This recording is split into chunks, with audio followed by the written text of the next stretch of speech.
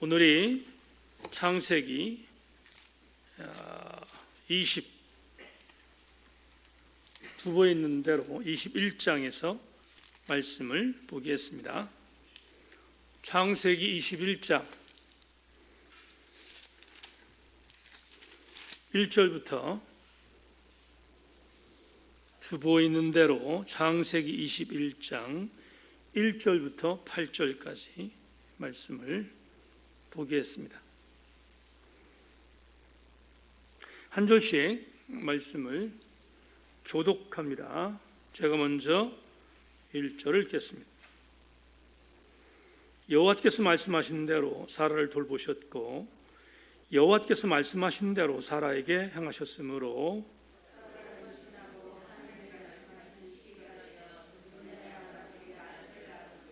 아브라함이 그에게 태어난 아들 곧 사라가 자기에게 낳은 아들을 이름하여 이삭이라 하였고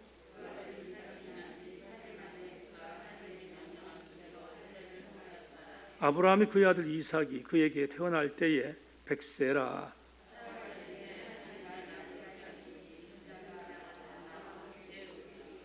또 이르되 사라가 자식들을 젖먹이겠다고 누가 아브라함에게 말하였으리오마는 아브라함이 노경에 내가 아들을 낳았도다 하니라. 아이가 자라매 섰을 때고 이삭이 졌을 때는 날에 아브라함이 큰 잔치를 베풀었더라. 아멘. 찬송가 200장 찬양하고 말씀을 나누겠습니다. 찬송가 200장 드리죠.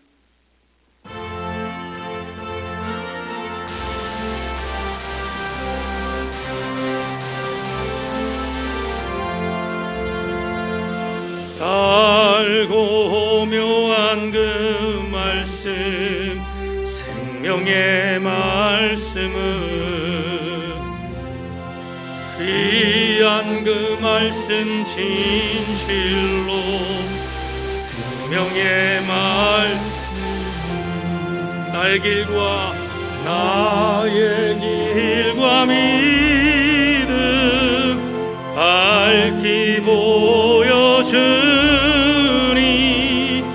아름답고 귀한 말씀 생명샘이로다. 아름답고 귀한 말씀 생명샘이로다. 귀한 주님의 말씀은 내 노래 되도다.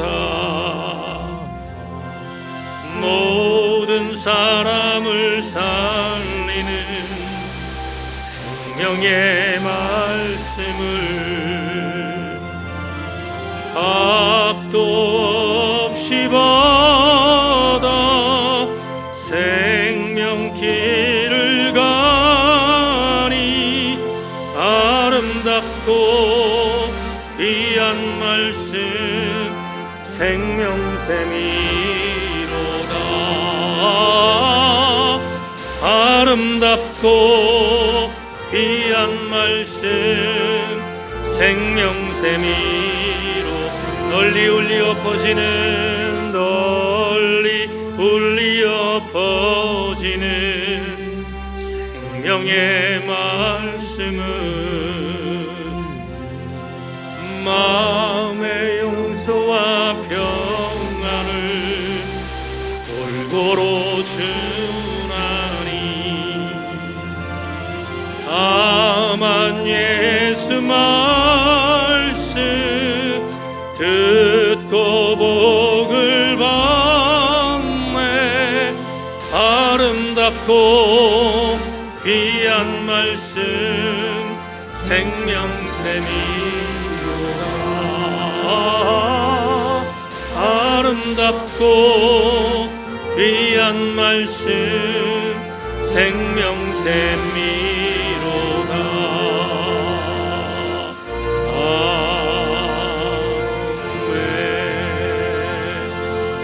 살아계신 주님, 수요 저녁 예배를 하나님께 드리기 위해서 모였습니다.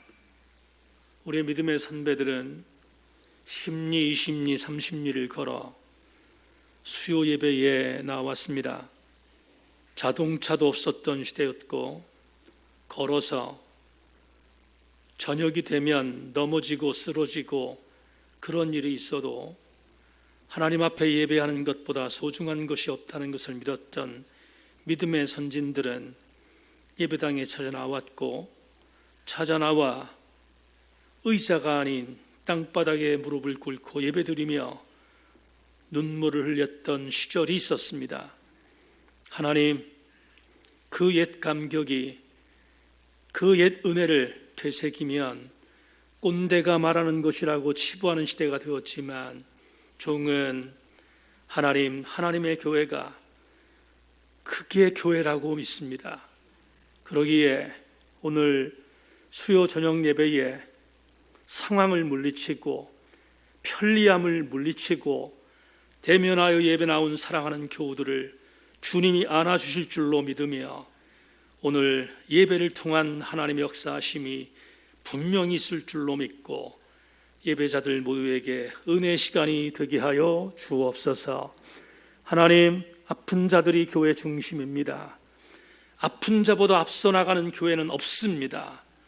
하나님의 교회 가장 중심에는 아픈 자들이 있습니다.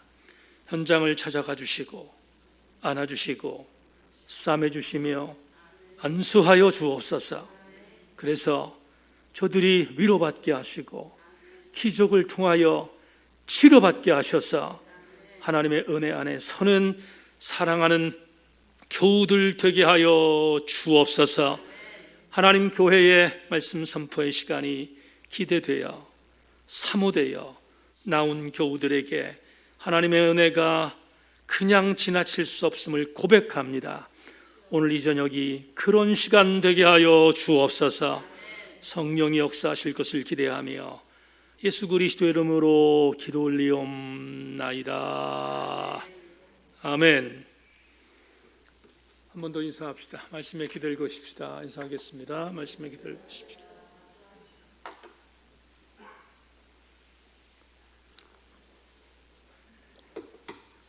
한 번만 더 인사합니다.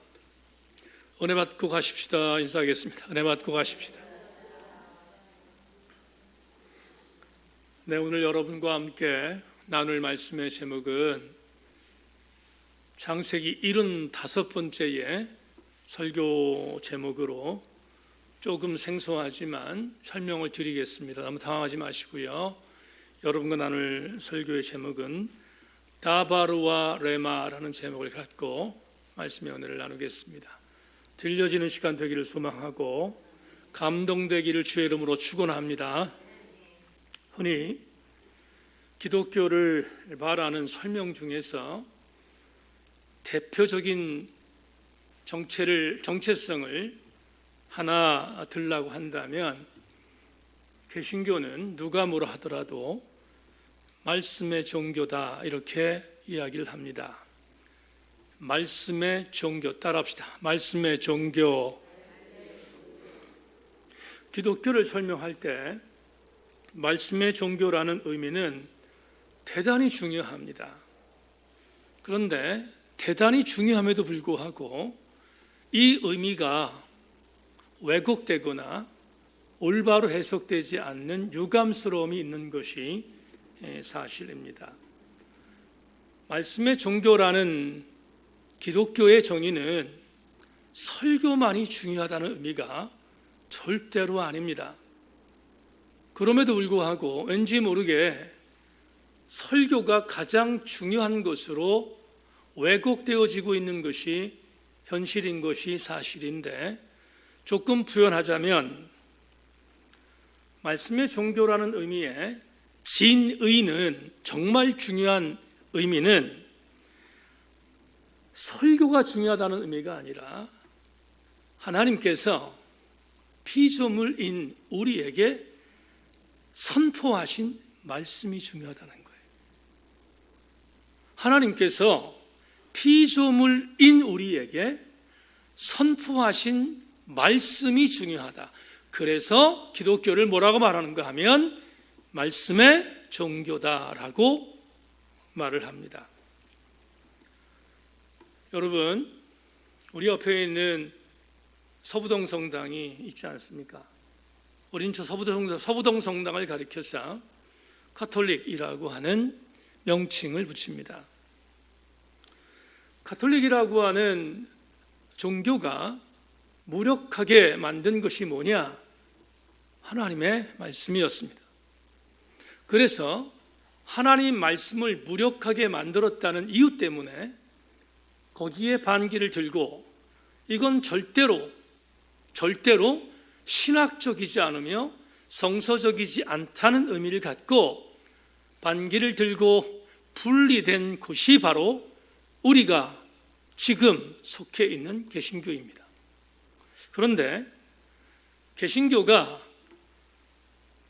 의식적인 종교, 예전적인 종교, 말씀을 그렇게 중요시 여기지 않는 종교라는 개념을 갖고 여러 가지를 왜곡시켰던 카톨릭의 반기를 들고 분리된 것이 개신교임에도 불구하고 근래 수많은 사람들이 기독교를 비난하는 이유가 정말 아이러니합니다. 기독교를 비난하는 가장 중요한 이유가 뭐냐 하면 말씀의 종교임에도 불구하고 말씀을 왜곡시켰던 카톨릭을 대항하여 나온 것이 개신교인데 근래 개신교는 중세 카톨릭보다 말씀을 더 무력화시키고 있다는 비난입니다. 이 비난에 대하여 여러 가지 말이 있을 수 있겠지만 저 역시 어떤 경우에는 부인할 수 없는 것을 솔직하게 고백합니다. 말씀의 종교라는 것은 다시 강조하지만 피조물인 우리를 인도하시기 위하여 하나님께서 선포하신 말씀을 가장 중요하게 여기는 것, 그게 개신교예요. 그게 우리 기독교입니다. 이거보다 더 중요한 것이 있다면 그건 이단적인 사상이고 옳지 않습니다. 교단에 교육자들 세미나 때문에 오늘 원고를 작성해서 보냈습니다. 그 원고에 이런 이야기를 첨가했습니다.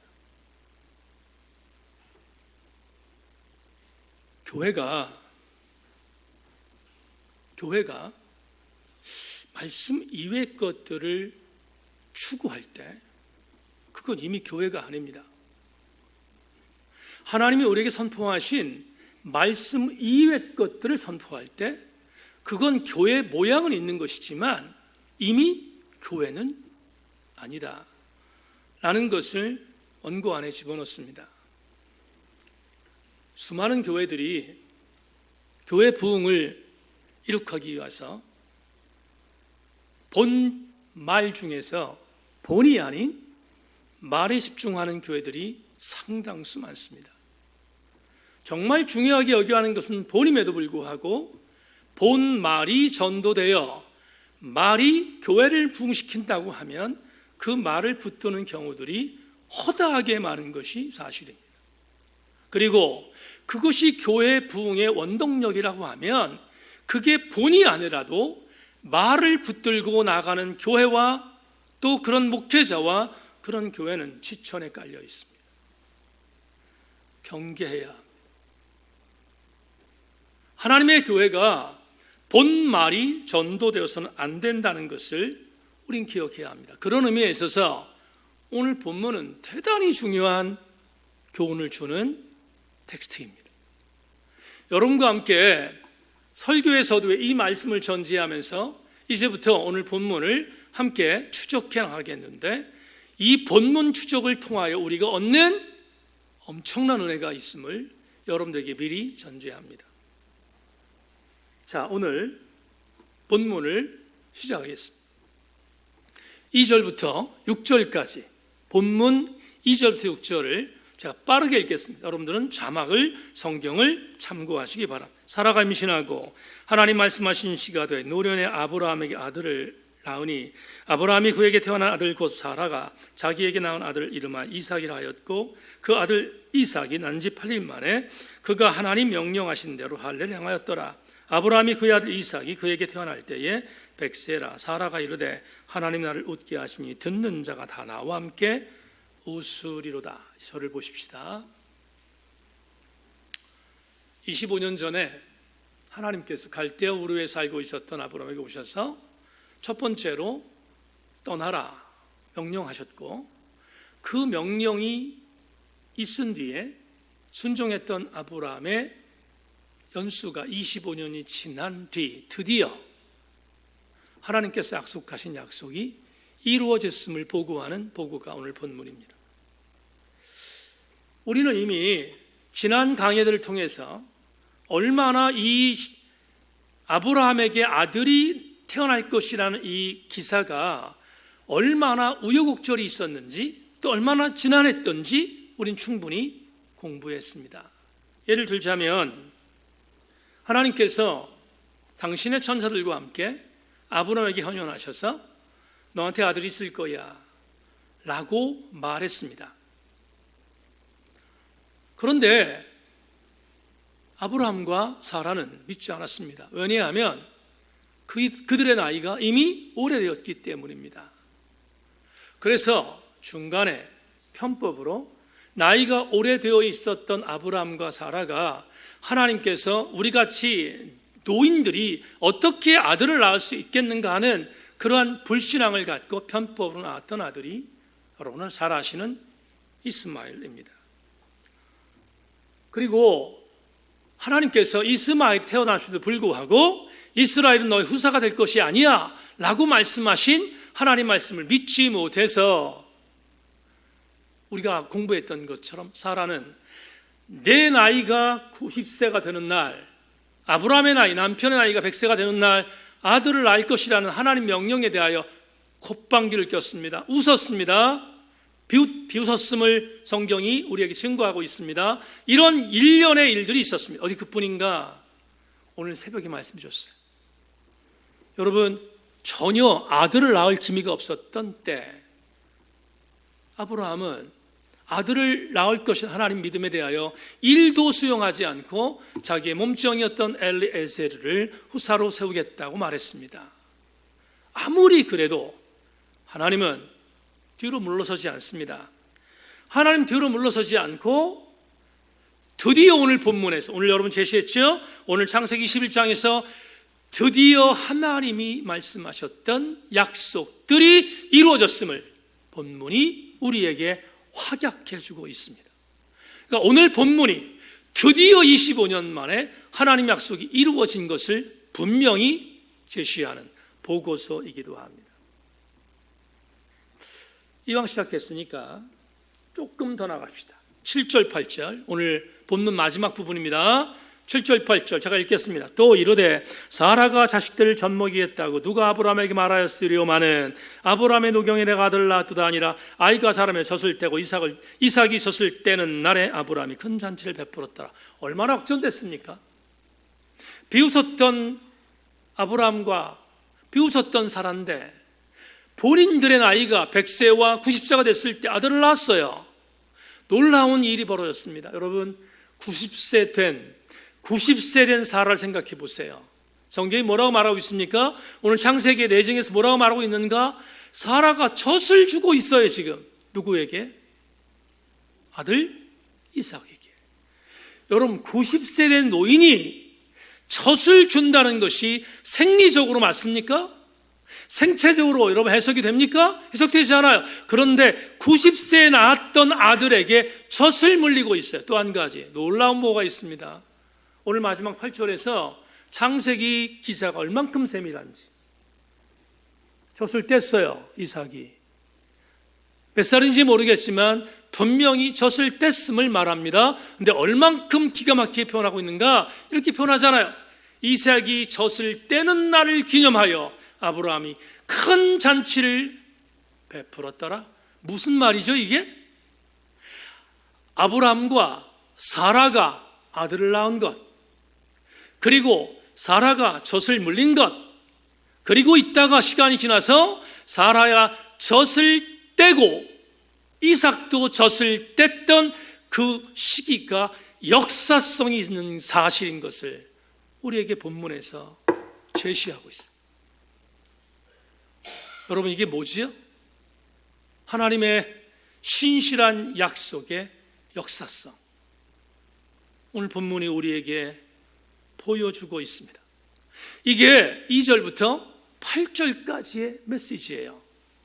이걸 전제하면서 우리 오늘 목사님이 1절을 해석하지 않지 생각하시는 분이 계십니까? 이제 2절부터 8절까지 말씀을 묵상했으니까 여러분 궁금해하는 1절을 해석하겠습니다. 제가 이 2절부터 8절까지 말씀 해석하지 않으면 1절의 의미가 없어요. 그래서 먼저 2절부터 8절까지 해석한 것이고요. 이제 1절을 보겠습니다. 1절이 오늘 설교의 주제절입니다. 1절 같이 읽겠습니다. 준비 시작. 여호와께서 말씀하신 대로 사라를 돌보셨고 여호와께서 말씀하신 대로 사라에게 행하셨으므로. 한 번 더 읽겠습니다. 준비 시작. 여호와께서 말씀하신 대로 사라를 돌보셨고 여호와께서 말씀하신 대로 사라에게 행하셨으므로. 자, 여러분, 이제 오늘 주제절이라고 했죠, 1절이. 그러니까 지금부터 담임 목사가 설교하는 내용은 오늘 설교의 가장 중요한 부분인 것을 인정하고 집중해 주기를 부탁합니다. 1절을 오늘 읽었는데 두 번에 걸쳐서 같은 단어가 나오지요. 여호와께서 뭐 했다? 말씀하신 대로. 또 한 번 나옵니다. 여호와께서 말씀하신 대로. 성경에서 연이어 나오는 구절은 그냥 의미 없이 쓰지 않아요. 분명한 의미가 있어서 그렇게 반복합니다. 그러니까 오늘 1절에서 말씀하신 대로도 의미 있는 선포인 거예요. 왜 그럴까? 왜 의미 있는가? 그 이유가 뭘까? 여러분, 창세기 17장 16절을 제가 읽겠습니다. 여러분 자막 보세요. 내가 그에게 복을 주어 그가 내게 아들을 낳아주게 하며 내가 그에게 복을 주어 그를 여러 민족의 어머니가 되게 하리니 민족의 여러 왕이 그에게서 나리라. 하나님께서 90세 되던 사라에게 말씀하셨던 약속이 이루어지기 1년 전, 다시 말하면 89세에 하나님께서 사라에게 말씀하신 내용이에요. 하나 더 보겠습니다. 창세기 18장 10절 이어지는 말씀인데요, 또 이렇게 말합니다. 그가 이르시되 내년 이맘때 내가 반드시 내게로 돌아오리니 내 아내 사라에게 아들이 있으리라 하시니 사라가 그 뒤 장막문에서 들었더라. 같은 메시지예요. 분명한 메시지의 공통분모는 뭐지요? 1년 뒤에 내 몸에서 아들이 탄생할 것이다 하는 말씀이에요. 그런데 지금 읽었던 창세기 17장과 창세기 18장에 하나님께서 선포하셨던 말씀이 오늘 21장에서 성취됐어요. 다시 한 번만 강조합니다. 17장과 18장에서 약속하셨던 하나님의 말씀이 오늘 본문에서 성취되었어요. 그러면 1절을 해석할 수 있습니다. 1절이 무슨 의미인지를 알 수 있습니다. 그래서 1절에 이렇게 말하고 있습니다. 뭐라고? 여호와께서 말씀하신 대로 사라를 돌보셨고 여호와께서 말씀하신 대로 사라에게 행하셨다, 이렇게 말합니다. 뭘? 아들을 낳을 것이라는 말씀이 이루어진 것입니다. 자, 주목할 게 있는데 두 번에 걸쳐 나온 이 단어를 히브리어로 아마르라고 합니다. 아마르라고 하는데 이 아마르라는 단어는 우리나라 말로 번역하면 말했다라는 뜻이에요. 말했다라는 뜻입니다. 그래서 오늘 본문 1절의 말씀을 그대로 이렇게 번역한 건 잘 번역한 것입니다. 여호와께서 말했다, 사라를 돌보셨고 여호와께서 말했다, 사라에게 그 이후에 행하셨다. 이건 틀린 번역이 아니에요. 아마르라는 단어는 말했다는 뜻이니까 말씀하셨다는 단어 그대로 해석한 것은 적절한 번역입니다. 그런데 여러분에게 오늘 중요한 의미를 하나 제시하겠습니다. 아마르가 말하다라는 뜻이라고 말씀드렸어요. 하나님이 뭔가를 말했다 했을 때 아마르라는 단어를 썼어요. 1절에 나오는 말씀하셨다가 아마르라고 했습니다. 그런데 말이에요, 이 아마르보다 더 중요한 말하였다는 또 다른 히브리어가 있어요. 똑같이 말했다는 의미인데 그 말했다는 의미가 약간의 차이가 있는 또 다른 단어가 있다 이 말이에요. 오늘 본문 1절에서 하나님 말씀하셨다 아마르예요. 그런데 그보다 더 중요한 하나님이 말씀하실 때 쓰는 유일한 단어가 또 하나가 있어요. 그게 뭐냐? 오늘 설교의 제목 다바로입니다. 그러면 다바로는 무슨 뜻인가? 다바로 똑같이 아마르 마찬가지 말하다라는 의미입니다. 그러나 다바로는 아마르와 달라요. 어떻게 다른가? 이렇게 다릅니다. 하나님이 뭔가를 말했습니다. 보편적으로 말씀하셨어요. 우리 여기 지금 우리 세인교회 수요예배 나온 성도들에게 설교가 들려지고 있죠. 설교를 선포하고 있어요. 말하고 있어요. 말한다. 이 말하다는 의미를 아마르라는 단어로 쓸 때 틀리지 않는다고 말씀드렸습니다. 그런데 말이에요, 주목할 게 있습니다. 이 중에서 지금 선포되는 하나님 말씀이 나에게 들려. 다시 한 번만, 그냥 듣는 게 아니고 하나님의 아마르가 여러분에게 영적으로 들리고 있어요. 그럴 때 쓰는 단어가 다바로입니다. 그러면 우리는 오늘 본문에서 1절을 제가 이렇게 해석하려고 해요. 어떻게 해석하려고 하냐면, 원래 말한다라는 개념은 말한다, 이 아마르라는 이 단어는, 조금 여러분 집중하세요.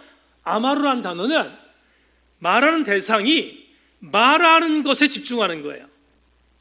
그런데 다바르는 말하는 대상이 말한 것을 갖고 그 말한 대상이 뭔가 행동을 취했는가? 아니면 말하는 그 대상의 말을 듣고 듣는 내가 그 말하는 사람의 말이 확신되어질 때 쓰는 단어가 다바르예요. 그렇다면 저는 1절을 이렇게 설교자로서 해석할 수 있어요. 어떻게? 하나님은 사라에게 아마르 말씀하셨다. 그리고 말씀하신 그 말씀을 사라에게 다바르 행하셨다. 여러분, 제가 왜곡하는 말씀이 아니고요, 분명히 이렇게 말씀드릴 수 있어요. 25년 전에 약속했던 그 말은 허공을 치는 메아리가 아니라 하나님께서 당신이 아마르 한 내용을 반드시 지켰던 다바르잖아. 그러니까 오늘 1절의 말씀을 재해석한다면 이렇게 해석할 수 있습니다. 하나님이 사라에게 아마르 말씀하셨고, 그런 뒤에 하나님께 사라에게 다바르 그 말씀을 행하셨다. 이게 설교 준비하다가 제 마음에 왔어요. 이 은혜가 저에게 왔던 것, 오늘 여러분에게 레마로 드리고 싶은 은혜가 있는데요, 자막 보겠습니다. 1절이라고 하는 이 하나님 말씀을 아마르에서 다바르까지 연결한다면 오늘 우리는 이 본문을 통하여 얻는 은혜가 이것입니다. 모름지기, 성도라면 말씀하신 것을 실천하신 하나님처럼, 하나님 뭐 실천하셨어요? 사라를 낫게 하셨잖아. 모름지기 성도라면 말씀하신 것을 실천하신 하나님처럼 우리도 말씀대로 살아야 함을 알려주는 것, 이게 본문의 레마예요. 여러분에게 성경적인 내용을 하나 좀 드리겠습니다. 고린도후서 2장 17절을 여러분 자막을 통해서 확인하십시오. 우리는 수많은 사람들처럼 하나님의 말씀을 혼잡하게 하지 아니하고 곧 순전함으로 하나님께 받은 것 같이 하나님 앞에서와 그리스도 안에서 말하노니. 여러분, 이 구절 몇 년 전에 했던 고린도후서의 강의에서 여러분에게 말씀드린 건데 잊어버렸을 테니까 다시 한번 복귀합니다. 우리는 수많은 사람들처럼 하나님 말씀을 혼잡하게 하지 아니하고 그 순전함으로 하나님께 받은 것 같이 하나님 앞에서와 그리스도 안에서 말하노라. 설명할게요. 여러분, 바울은 고린도 교회를 세웠잖아요. 그런데 고린도 교회에 거짓 교사들, 율법 교사들이 들어와서 바울의 사도권을 방해했습니다. 바울은 사도가 아니라고 공격했습니다. 왜냐하면 본인들이 헤게모니를 잡기 위하여 바울을 넘어뜨려 했기 때문입니다. 그래서 수많은 사람들이 넘어갔어요. 바울의 사도권을 인정하지 않기 시작했어요. 여러분, 그래서 편지를 썼다, 눈물의 편지도 썼다, 여러 가지 이야기를 했습니다.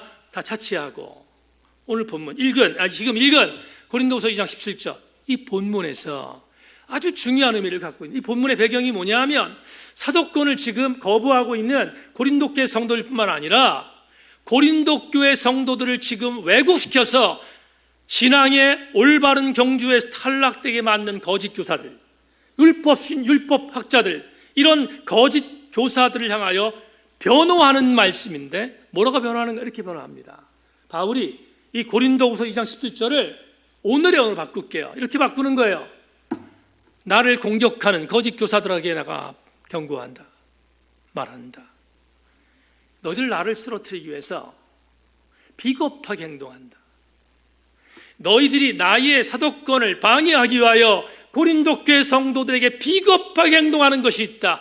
그러면서 했던 말이 오늘 고린도후서 2장 17절에서 이렇게 말합니다. 어떻게? 너희들 치사하게 하나님 말씀을 혼잡하게 하는구나. 혼잡하게 하는구나. 여러분, 고린도서 강의할 때 혼잡하게 하다는 카펠로라는 단어를 뭐라고 해석했습니까? 제가 여러분 기억나십니까? 포도주가 있습니다. 포도주. 그런데 포도주에 물을 탑니다. 그러면 이 포도주는 희석됩니다. 이해하셨지요? 원액 포도주가 있어요. 그런데 거기에 물을 타요.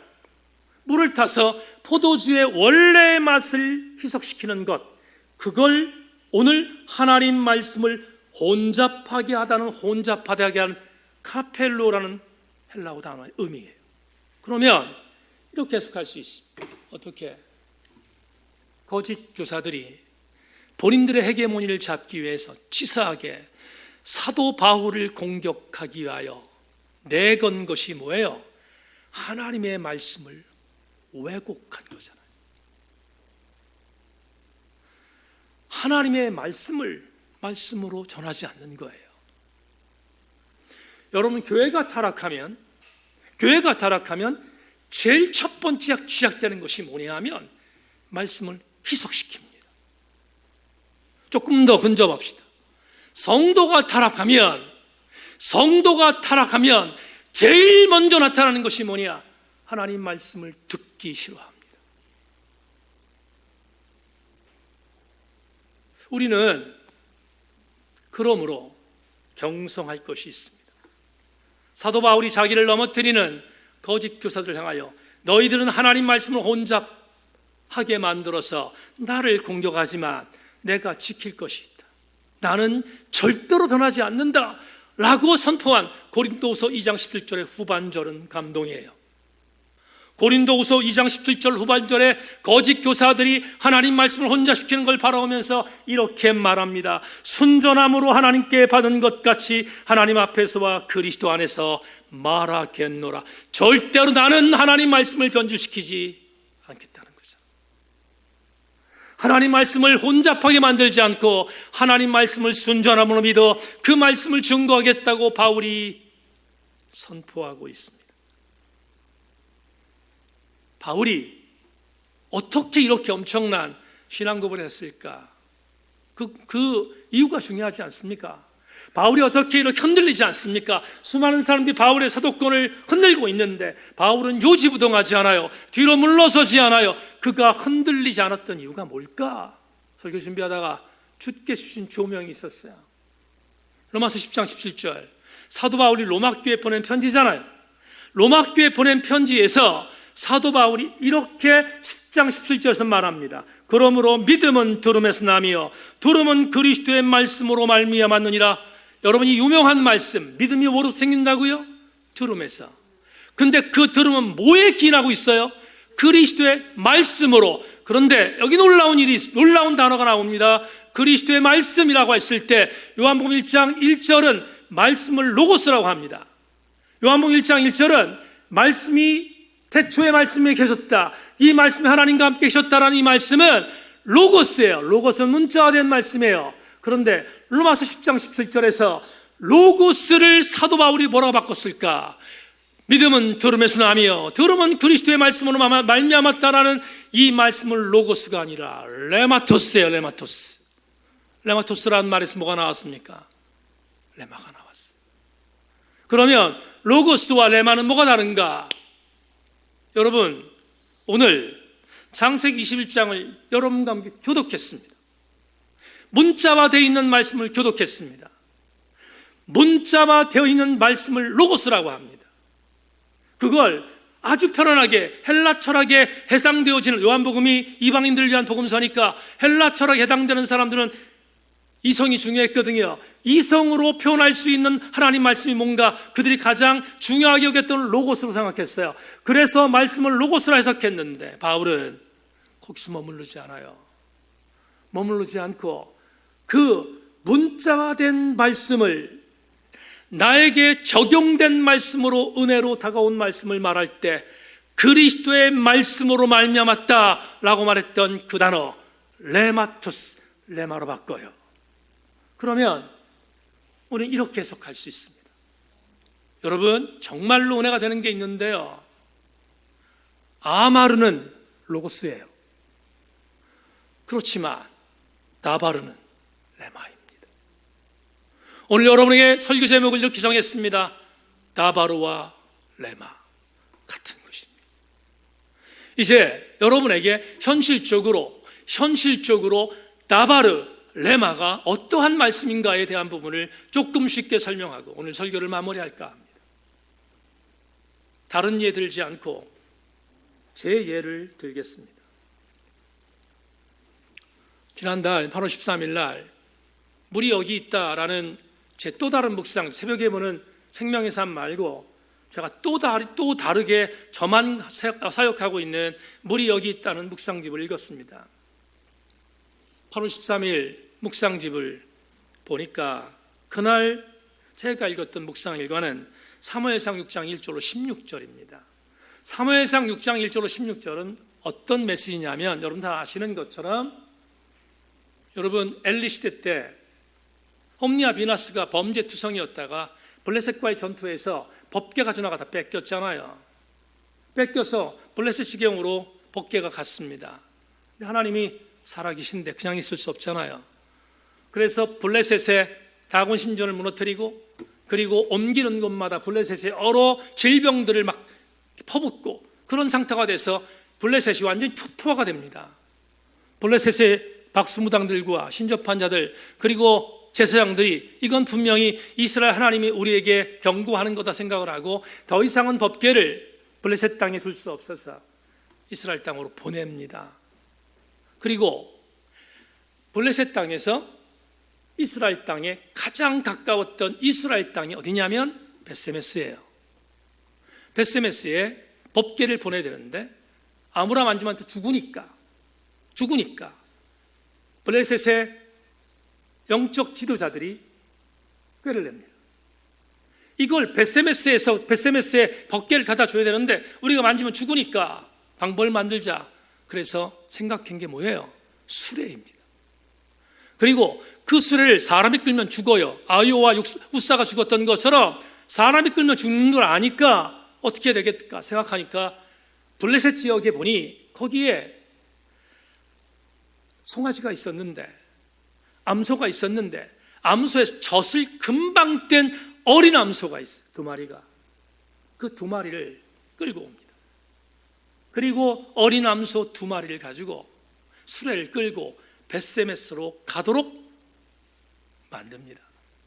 사무엘상 지금 읽었던, 제가 말씀드렸던 6장은 그 메시지예요. 그리고 여러분 아시는 것처럼 벳세메스로 가던 엄마 송아지에게 금방 젖된 어린 암소 2마리가 법궤를 끌고 벳세메스를 가는데 성경이 기가 막힌 묘사를 합니다. 사무엘상 6장 12절 암소가 벳세메스 길로 바로 행하여 대로로 가며 갈 때에 울고 좌우로 치우치지 아니하였고 블레셋 방백들은 벳세메스 경계선까지 따라가니라. 여러분, 이 구절이 그냥 아무렇지 않게 들리면 안 돼요. 사무엘상 6장 12절을 묵상하면서 그날 여러 가지 생각이 있었어요. 사무엘상 6장 12절, 금방 젖된 어린 암소 2마리가 벳세메스를 향하여 법궤를 끌고 가는 그 장면 다시 읽겠습니다. 암소가 벳세메스 길로 바로 행하여 대로로 가며 갈 때 울고 좌우로 치지 아니하였고 블레셋 방백들은 벳세메스 경계선까지 따라가니라. 성공했어요. 벳세메스의 법궤를 끌고 가는데 정말 어린 암소 2마리는 탁월한 공로를 세웠어요. 그런데 말이에요, 벳세메스에서 살고 있던 사람들이 법궤가 돌아오네 기뻤어요. 그래서 기쁜 나머지 하나님께 제사를 드립니다. 제사를 드리는데 끌고 왔던 수레를 가지고 장작을 삶습니다. 불을 피워야 되니까. 그런데 번제물을 드려야 되는데 뭘로 잡아요? 어린 암소 2마리로 잡습니다. 번제를 그것으로 드린 것입니다. 그날 제가 묵상집에 이렇게 썼습니다. 여러분 경청해 주시기를 바랍니다. 내가 소띠라서 그런가 이 구절을 만날 때마다 울컥한다. 도대체 소들이 무슨 죄가 있다고 갓 태어난 어린 암소들을 어린 소에게 강제로 떼어놓는 폭력을 가하고 그것도 모자라서 아무런 죄가 없는 어린 암소들을 번제로 잡아 바친단 말인가. 이게 어디 말이나 될 법인가 하고 핏대를 세우던 어린 시절에 어리숙함이 내게 있었다. 하지만 신앙의 연륜과 신학적 지평이 조금은 깊어지면서 이 구절은 내게 절절한 감동을 선사하는 구절로 탈바꿈되었다. 이때 태어난 수많은 동물 중에 하나님의 위대한 계획의 실천 도구로 사용되었다는 것이 얼마나 아름답고 귀한 일인가 싶다. 벳세메스로 법궤를 옮기는 도구가 되고 이후에 자신의 몸이 번제로 드리는 암소를 보면서 극단적인 경우에 도대체 나는 주군을 위해 무엇을 하고 있는가를 복귀하고 머리를 숙일 때가 한두 번이 아니다. 벳세메스로 가면서 울었지만 법궤가 흔들리지 않게 좌우로 치우치지 않게 곧바로 목적지까지 간 어린 암소들을 보면서 근래 짐승마도 못한 인간들의 자화상과 군상들이 떠올라 몹시 혼란스러웠다. 흔들릴 수 없는 법궤를 본인들의 인기와 포퓰리즘적인 여론몰이라는 광기에 사로잡혀 어깨에 매지 않고 수레를 담아 아비나답의 집에서 오베데돔의 집까지 이동시켰던 아요와 우사들이 오늘날 지천에 깔려 있는데 벳세메스로 법궤를 끌고 갈 충성스러운 하나님 사람이 그렇게 많아 보이지 않는다. 도대체 나는 소보다 뭐가 잘났지? 유구무원이다. 여러분, 담임 목사의 묵상집이 8월 13일자 문장입니다. 왜 말씀을 드리죠? 여러분, 그날 사무엘상 6장 12절 암소가 벳세메스 길로 바로 행하여 대로로 가며 갈 때 울고 좌우로 치우치지 아니하였고 블레셋 방백들은 벳세메스 경계선까지 따라가니라는 이 말씀이 그날 담임 목사에게 나바루로 그리고 레마로 적용됐습니다. 분명히 사무엘상 6장 12절은 아마르입니다. 로고스입니다. 근데 그날 그 시간 아침에 이 말씀은 저에게 다바르로 그리고 레마로 적용됐습니다. 오늘 우리 교우들에게 이렇게 교훈합니다. 여러분은 날마다 읽고 있으며 날마다 듣고 있는 아마르를 다바르로 채우고 있습니까? 여러분들은 시간이 날 때마다 눈으로 귀로 읽고 있는 로고스를 레마로 바꾸고 있습니까? 오늘 수요 저녁 예배에 이 말씀을 듣고 이 말씀을 나바르로 레마로 여러분에게 적용시키기 위하여 하나님께서 여러분들을 이 자리로 초청하신 것을 아십니까? 말씀을 맺겠습니다.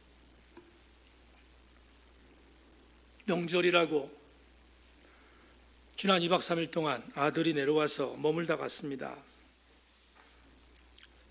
아들이 내려와서 이런저런 대화를 나누다가 제게 아들이 이제 뭔가 좀 안다고 교회에 대한 이야기를 쭉 하다가 본인도 세인교회를 섬겼으니까 세인교회에 대한 여러 가지 사항들을 저한테 얘기하며 아버지 이렇게 목회의 방향성을 바꿔보는 게 어떻겠습니까를 저에게 이야기해 주었습니다.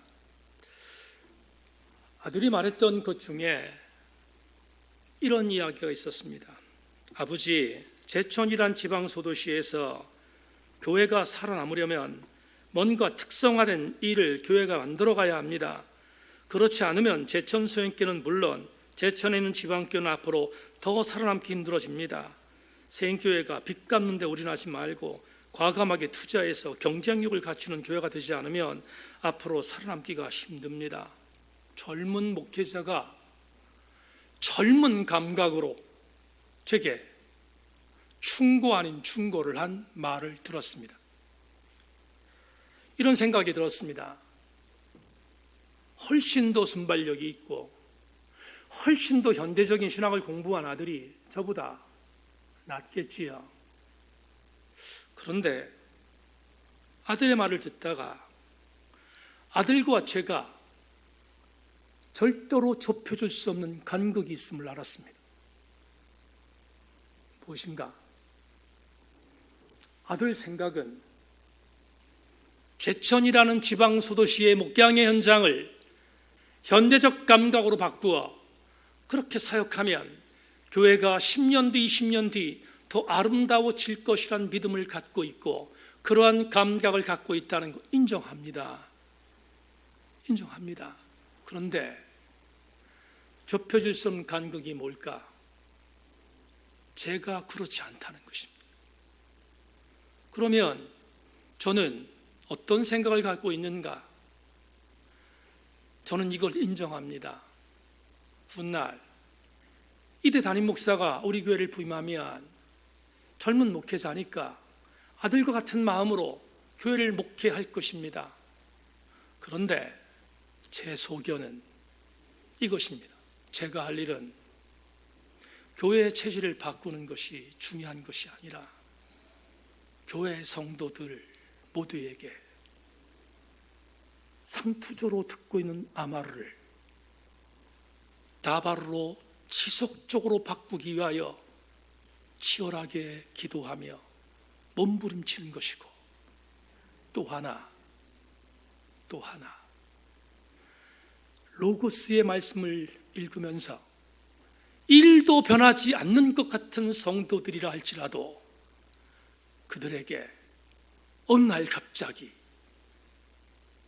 로고스의 말씀을 레마로 적용시키는 것을 포기하지 않을 때 그때 저는 그 사역을 마감하고 두 번째 담임 목사가 하나님의 교회를 그것을 밑거름으로 하여 승리하도록 만들지 않겠습니까? 그렇다면 오늘 정말 중요한 우리들의 사명은 이 대면 예배에 나와 예배드리는 여러분들의 사명은 상투적으로 나에게 당연히 주어지는 아마르와 로고스 그건 나에게 당연한 것이야 라고 치부하지 말고 예배를 나올 때마다 예배를 드릴 때마다 여러분 모두에게 로고스는 레마로 아바르는 나바르로 바뀌어지는 감동으로 여러분의 신앙의 자세를 바꿔야 되지 않겠습니까? 오늘 저녁에 예배를 드리는 우리 모든 교우들, 소망하기는 예배 나올 때마다 말씀이 따바로 되기를 소망하고, 예배를 드릴 때마다 말씀이 레마 되기를 주님의 이름으로 축원합니다. 하나님 감사합니다. 오늘 주의 말씀을 은혜 가운데 받았습니다. 살아계신 아버지 하나님, 상투적으로 아마르로 만족하고 로고스로 만족하는 자들이 지천에 있지만, 세인교회에 사랑하는 교우들, 우리 교회에 사랑하는 동역자들, 아마르를 다바르로, 로고스를 레마로 바꾸는 말씀의 사람들 되게 하여 주시옵소서. 그래서 이것이 바로 우리 교회를 교회답게 견인하는 강력한 무기 되게 하여 주시옵소서. 감사드리며 예수 그리스도의 이름으로 기도 올리옵나이다.